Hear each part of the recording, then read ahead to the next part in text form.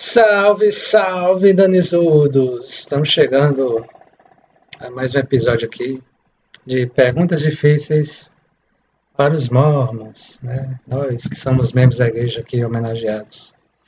Para você que chegou aqui de paraquedas, considere se inscrever no meu canal, ative as notificações que vídeos como esse se tornarão frequentes. E para você que está chegando agora, eu já gravei outros vídeos, tá? Posteriormente eu vou organizar tudo em uma lista. Então vamos para o que interessa, vamos ao início do vídeo. Primeira pergunta aqui. Por que Joseph Smith foi preso por caçar dinheiro e condenado por perturbação da ordem pública? Ele admitiu ser um caçador de dinheiro, embora tenha dito que nunca lhe foi muito lucrativo. Ele e seu pai continuaram a cavar dinheiro até pelo menos 1826. Em 20 de março de 1826, Joseph foi preso, levado perante o juiz e acusado de ser um, abre aspas, adivinhador e de perturbação de ordem pública. As leis da época tinham o que era conhecido como a lei dos vagabundos. Ele definia uma pessoa perturbada da ordem pública como aquela que fingia ter habilidade ou quiromancia. Adivinhação ou descoberta de onde bens perdidos poderiam ser encontrados. De acordo com os registros do tribunal, o juiz Neely considerou Joseph culpado, embora nenhuma pena tenha sido aplicada. Possivelmente era porque sua primeira infração. É uma pergunta interessante, porque diz aqui que foi preso por caçar dinheiro. De fato, Joseph trabalhou por muitos anos em mineração para outras pessoas. E como ele não tinha uma boa educação, ele também possivelmente deve ter sido levado por sua ingenuidade. Certo. O fato dele ser um adivinhador, né, de perturbar a ordem pública, isso foi posteriormente, quando ele teve a primeira visão, e muita gente caçou dele. E é algo que Joseph precisava compartilhar naquele momento, né? Então, falsas acusações infelizmente foram levantadas para ele, como demonstra a história. Ele e seu pai, mas isso pode se estender também ao irmão mais velho, o próprio Harry Smith. Eles, para angariar dinheiro, eles trabalhavam numa mineradora. Posteriormente eles trabalhavam também em outras propriedades. Não foi somente aí em mineração. Segunda, por que Joseph Smith precisou usar uma pedra vidente, tanto antes quanto depois de ser chamado como profeta? Ele usou antes porque ele não tinha experiência. Quando ele adquiriu experiência, a pedra do vidente não lhe era mais necessária, né? Mesma coisa de alguém dizer assim: Danisudo, por que você usou rodinhas para aprender a rodar de bicicleta? E usou depois. A gente usa as rodinhas para ter o apoio, né? Mas chega um determinado momento onde você precisa tirar as rodinhas.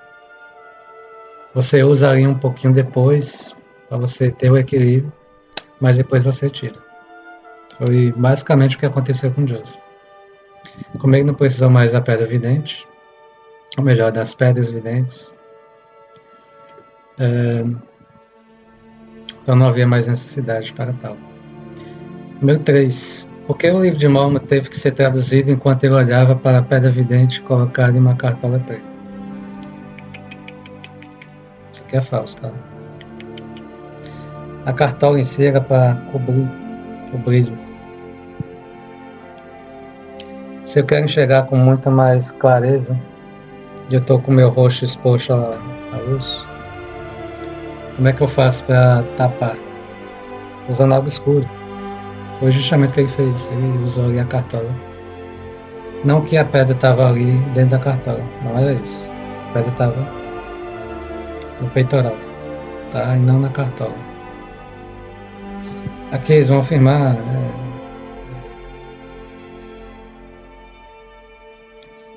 dando continuidade aqui, ó. Durante esse período, entre 1827 a 1830, Joseph Smith abandonou a companhia de seus antigos associados na busca por tesouros, mas continuou a usar para fins religiosos a pedra vidente marrom, que havia empregado anteriormente em busca pelo tesouro.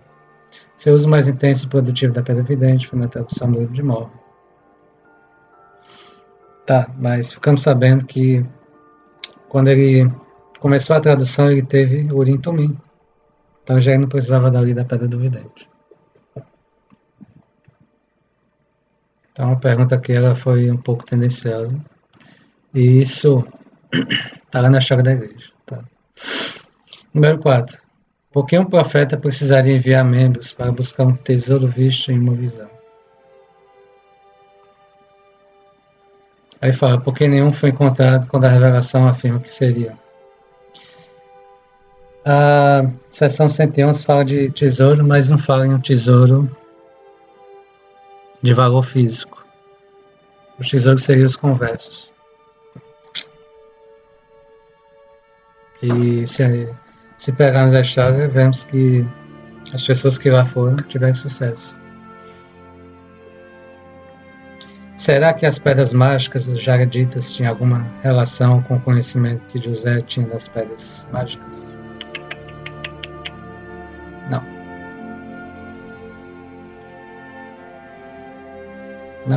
Não. A história que você vai ouvir disso é justamente as pedras que eram posicionadas para iluminar o barco. As pedras ali tinham apenas uma função, iluminar o barco. As pedras que foram dadas a Joseph eram 2, tá? Não eram 16. E tanto é que a palavra Litorim significa luzes e revelações. Elas tinham um propósito específico diferente do que era para os Jareditas. Por que o livro de Mormon fala tanto sobre tesouros escorregadios? Ele está falando aqui ainda sobre a pedra, sobre tesouros. Como você descreveria um tesouro? Algo maciço? A linguagem que do entendimento de Joseph. É algo que não se pode tirar dele. Bom, vamos prosseguir adiante. Mas deixa seu like aqui embaixo. Compartilhe esse vídeo com o maior número de pessoas.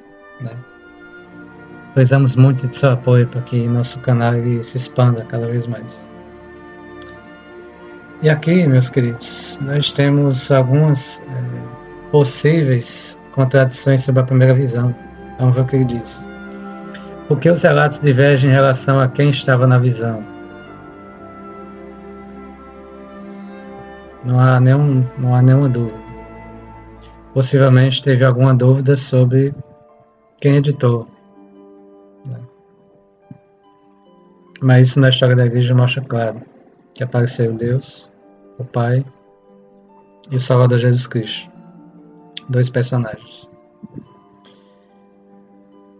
Daí fala, porque Jesus não parece separado de Deus, até que a doutrina de Deus tenha evoluído para uma pluralidade de deuses, ou seja, depois de 1875.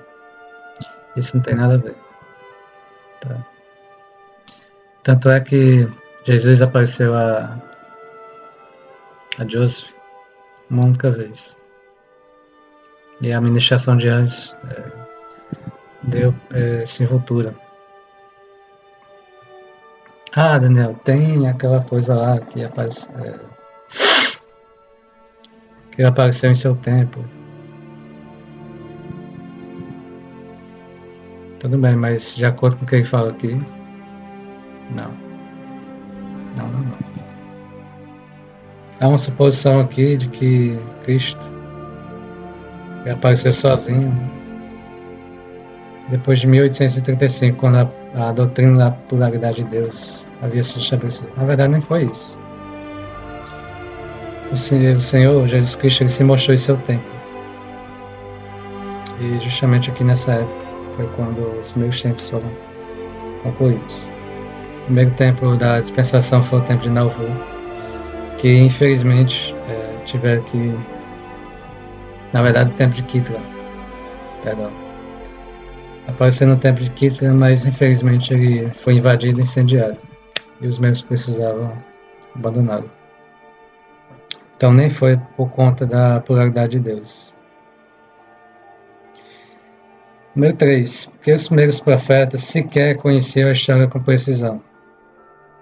O Senhor não veio com os exércitos do céu, mas enviou seu anjo, essa mesma pessoa obscura. Joseph Smith Jr. o informou que ele não deveria se juntar a nenhuma das seitas religiosas da época, porque todos estavam errados. Deixa eu entender aqui a pergunta. Porque os primeiros profetas sequer conheciam a história com precisão. Joseph não tinha nenhum acervo ali com ele. Diferentemente do profeta Elias, de Moisés, que tinham os acessos ali, eram contemporâneos, e o profeta Joseph não teve isso.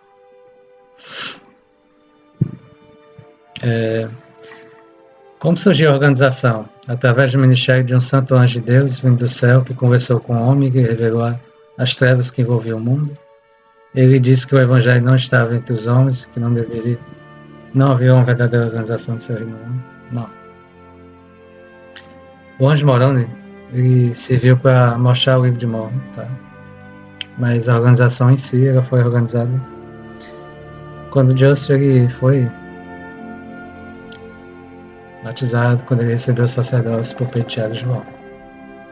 Então não foi por conta de Moroni, mas sim por Pedro, Tiago e João. Como surgiu o estado das coisas chamado mormonismo? Lemos que o anjo desceu e se revelou a Joseph, manifestando-lhe em uma visão a verdadeira posição do mundo do ponto de vista religioso. Ele estava rodeado de luz e glória, enquanto o mensageiro celestial lhe comunicava as coisas. Tá, e daí? Qual o problema aqui? Ele estava rodeado de luz e glória, enquanto o mensageiro celestial lhe comunicava as coisas. O ministério de anjos envolve esse tipo de poder. Os anjos, quando se manifestavam a pessoas, as pessoas se maravilhavam tanto que queriam se prostrar, e os anjos falavam: não se prostre a mim, não me adore. Então isso não foi exclusivo de Joseph. Quem tem conhecimento das escrituras sabe que isso é algo muito comum no Antigo Testamento e no Novo Testamento. E não seria quando Joseph recebeu.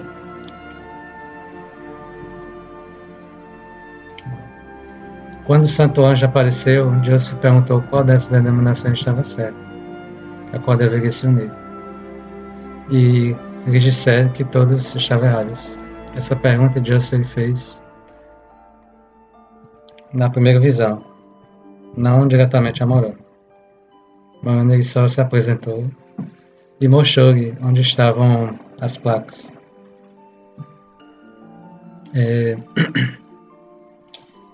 Porque nenhuma fonte publicada menciona o relato oficial da primeira visão até 1842, 22 anos depois do suposto evento oficial ter ocorrido.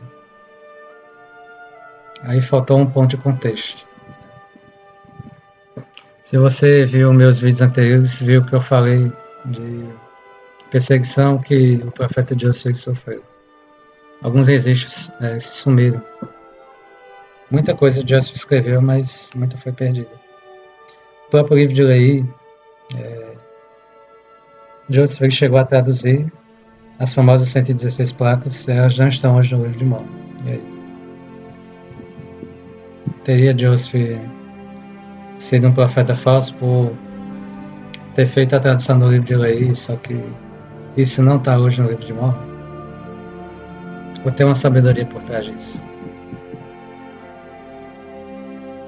Pergunta 8. Por que a primeira visão não desempenha um papel importante na história mormon até a década de 1860? Ninguém parece mencioná-la antes disso, embora agora seja considerada pelos mormons o evento mais importante em quase 2000 anos.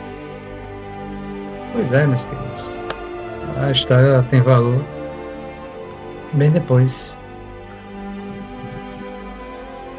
Isso não é exclusivo de Joseph, isso aconteceu muitas vezes. Alguns eventos na Bíblia só tiveram devida importância depois de acontecer. Um exemplo é quando Jesus se transfigurou no Monte da Transfiguração, no Monte Tabor. E até ali, o Salvador instruiu o papel de Tiago e João não falando em nada, até que o Salvador morresse. E aí? Teria sido também algo falso? Não, né? Pergunta 9. Por que não há evidências que sustentam o reavivamento descrito por Joseph Smith no início de 1820, embora haja evidências que sustentam reavivamentos ocorridos anos depois? A região onde Joseph Smith morava não vivenciou nenhum reavivamento em 1820, como o que ele descreveu, no qual grandes multidões se uniram a igrejas metodista, batista e presbiteriana. De acordo com fontes da época, incluindo relatórios de conferência da igreja, jornais, periódicos da igreja, registros do presbitério e entrevistas publicadas, nada ocorreu em 1820 a 21 que correspondia à descrição de Joseph. Não houve ganhos significativos no número de membros da igreja da região de Palmyra, Manchester, Nova York, durante 1820 e 21, como os que costumam acompanhar grandes reavivamentos. É uma resposta bem simples. Joseph não estava interessado em reavivamentos, porque eram movimentos humanos. A igreja, quando começou, tinha apenas 6 membros. Tá? Isso foi crescendo, ano após ano. Foi de forma gradual, porque cabia ali um conhecimento que o pessoal não tinha. Isso gerava conflito entre as demais religiões. Não há surpresa nenhuma em dizer que a Igreja de Jesus Cristo não teve números significativos, justamente pelo fato de não se assemelhar a denominações que existiam antes. Número 10. Por que Lucy Smith, sua mãe, indica que reavivamento ocorreu? Na verdade, não.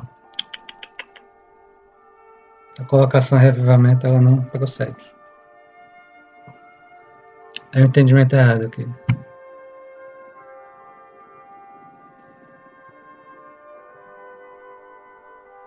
A palavra reavivamento ela não aparece em nenhum dos registros da igreja. Isso aqui é uma suposição que você tem. Ah, tá aqui a fonte. O primeiro rascunho da história de Lucy Smith, arquivos da igreja.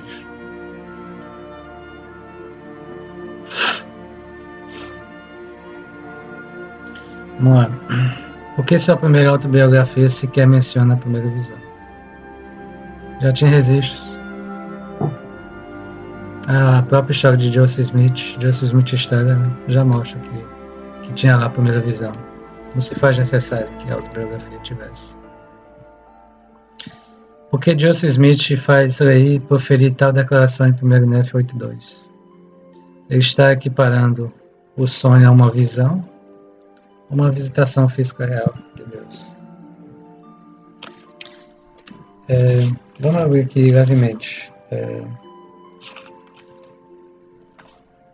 Vamos ver o que diz aqui nas escrituras.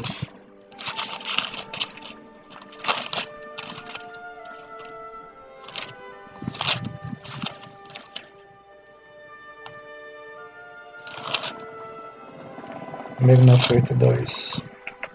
Vamos lá. E aconteceu que durante a permanência de meu pai no deserto, ele me falou dizendo: eis que sonhei o sonho. Em outras palavras, tive uma visão. Não é incomum que sonhos e visões se pareçam. Tá? Isso aqui é um sonho. Dentro do sonho, uma visão. O que se entende por visão? Algo que vai acontecer. Algo que aconteceu de forma literal, vamos dizer assim. O próprio profeta Joel fala que os prodígios teriam sonhos, visões. Não há problema nenhum em ter uma visão dentro de um sonho, ou vice-versa. Mas aqui o senhor que está falando,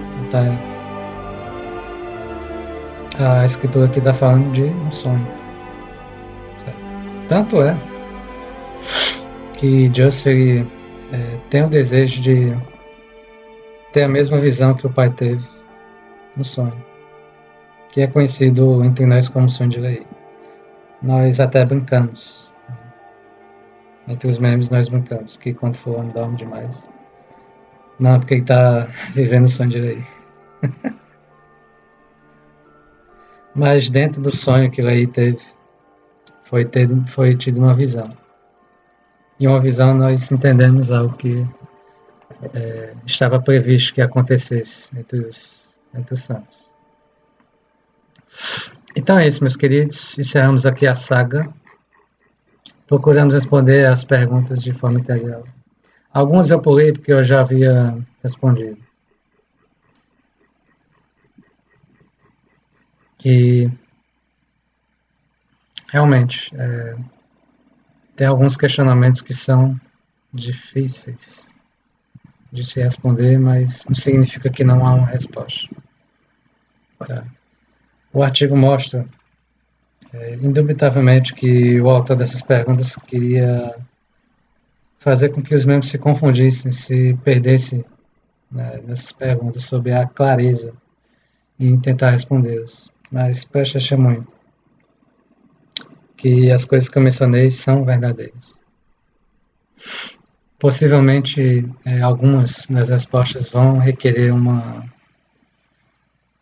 explicação mais detalhada. E até por conta do tempo, para não ficar tão moroso, eu decidi apenas resumi-las. Tá? Então é isso. Se inscreva no meu canal, compartilhe esse vídeo se você gostou, dá o joinha. Isso vai fortalecer demais o canal. E dá sequência, eu vou trazer outros temas também no canal. É isso, meus queridos. Um abraço.